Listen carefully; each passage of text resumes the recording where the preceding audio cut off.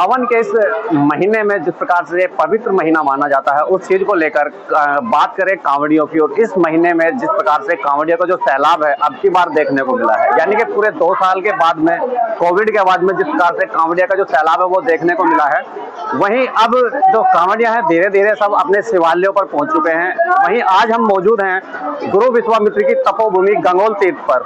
कहा जाता है कि यहाँ की जो स्थापना की थी वो भगवान श्री राम के गुरु विश्वामित्र ने की थी। सबसे बड़ी बात है कि क्या उसकी विशेषताएं हैं और किस प्रकार से यहाँ पर कांवड़िया जल लेकर आते हैं, यहाँ के जो महंत जी हैं उन्हीं से बात कर लेते हैं।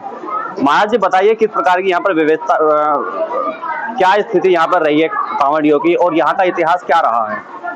जब इस प्रकार इतिहास के विश्वामित्र तपोभूमि है, इसमें जब कांवड़ियों का जो प्रथा, जो परंपरा चले आया, तो जब परशुराम जी के द्वारा कुछ ऐसे कार्य हुआ था जो संतों ने उनके द्वारा घृणा किए थे, तो विश्वामित्र महाराज जी से परशुराम जी पूछे थे, कहे महाराज जी मेरे द्वारा ये कार्य हो गया है, इसके प्रायश्चित के लिए क्या रास्ता है? तो उन्होंने कहा था, तुम अगर हरिद्वार से श्रावण के महीना में अगर महाशिवरात्रि के दिन अगर शंकर जी के ऊपर जल अभिषेक करोगे कावड़ के द्वारा, तो तुम्हारा ये पाप प्रायश्चित हो जाएगा। जिस कारण उसी समय से ये प्रथा चली आया है।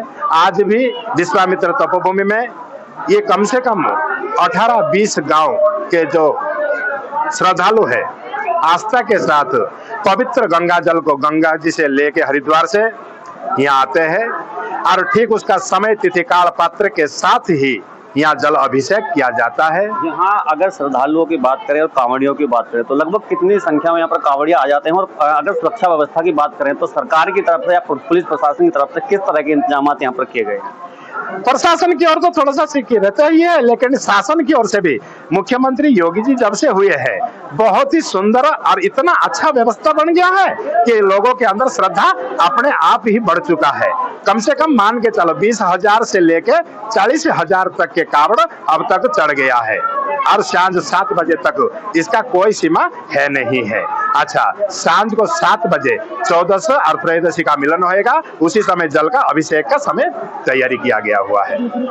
बिल्कुल, जिस प्रकार से महंत जी ने बताया है कि लगातार जो कांवड़िया का जो सैलाब है वो वाकई ही यहाँ पर देखने को मिल रहा है। दूसरी बात यही है कि जो जिस प्रकार से बताया कि गुरु विश्वामित्र ने तपस्या करने के बाद में उनसे सिर्फ यही कहा था कि वाकई ही उन्होंने कांवड़िया की जो स्टार्ट है वो मेरठ से ही बताई जा रही है कि यहाँ से जब कांवड़ लाने के लिए यहाँ पर कहा गया। तो वहीं एक बार मैं तस्वीरों में दिखाऊंगा आपको, एक बार देखिए किस प्रकार से यहाँ पर जो खुशी की एक लहर है और यहाँ पर जो भंडारे का आयोजन लगातार किया जा रहा है। और यहाँ पर जो श्रद्धालु हैं, दूर दराज से श्रद्धालु खुद यहाँ पर आते हैं और भगवान के दर्शन करने के लिए आते हैं। हालांकि यह महीना पाक महीना कहा जाता है, इस महीने में तो लगातार यहाँ पर तांता लगा ही रहता है, लेकिन अगर बात करें इस महीने से अलग भी तो यहाँ पर श्रद्धालुओं का तांता यहाँ पर लगा रहता है और भगवान के दर्शन करने के लिए यहाँ पर आते रहते हैं।